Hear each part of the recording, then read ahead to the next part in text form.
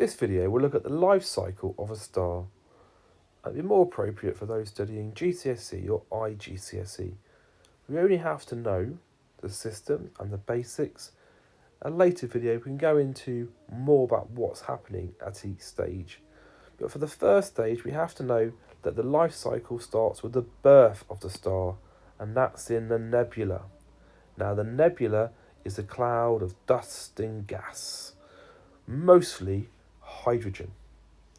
And gravity starts to pull them together, and as they pull them together all throughout, we then form a protostar. So this is the beginning of a star, really. And it's at this stage here where it doesn't quite pull enough gases in to start us off. It might form a planet rather than a star. But because all the gravity here is pulling in all these dust and gases together, it starts to get hot.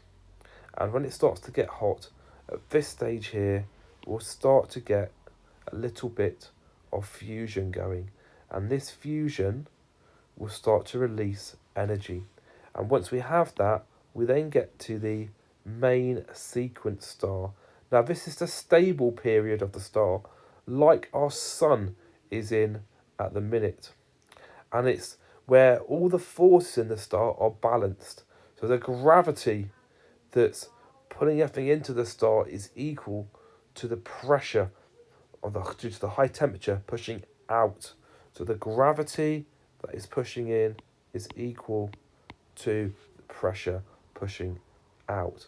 And like we say, this is its stable phase, such as where the sun is in now.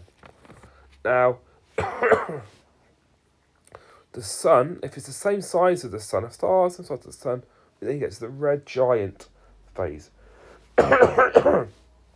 Now, this happens when all the hydrogen in there has been converted to helium. So there's no more hydrogen left. And it's at this stage here where maybe larger nuclei will start to form. And it might be at this stage for potentially billions of years, but it will start to expand, and the outer gases there will expand, and they will engulf any planets that are nearby it. Don't have to worry though, because the sun is around 5,000 million years away from reaching the red giant stage.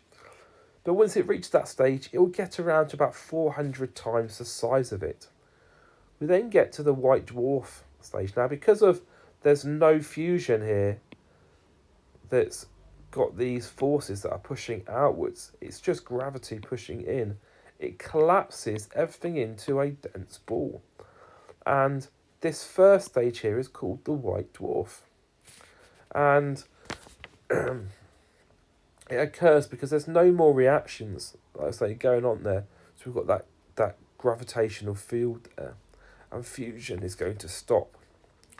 And then it will continue to cool, and eventually we'll get to the black dwarf stage. And again, it's incredibly dense. Now, if we have a main sequence star that is much larger than our sun, instead of going to the red giant phase, we get to the red supergiant phase, which is where, at this stage here, really heavy elements are formed, like iron.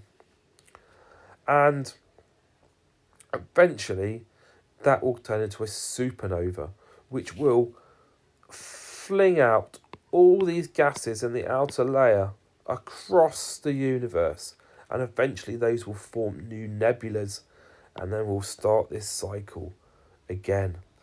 But this explosion here could be ginormous as we're going through, and this is like where elements like carbon are formed. We are organic beings.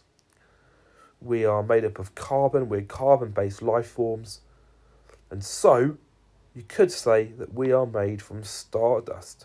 We're made from all these atoms that have been thrown out from supernova across the universe. Now, once that's happened, what's left is the core, and that core we call a neutron star, and that will emit little bits of energy. as well. Now, if it's big enough, this core, it may form a black hole. And that black hole is called the black hole because not even light can escape from it. It's incredibly dense. There'll be some more videos later on that will explain each of those phases in more detail, but that's all you have to know. So be prepared to have to fill in a missing phase and maybe even compare and contrast some of these phases here. Good luck.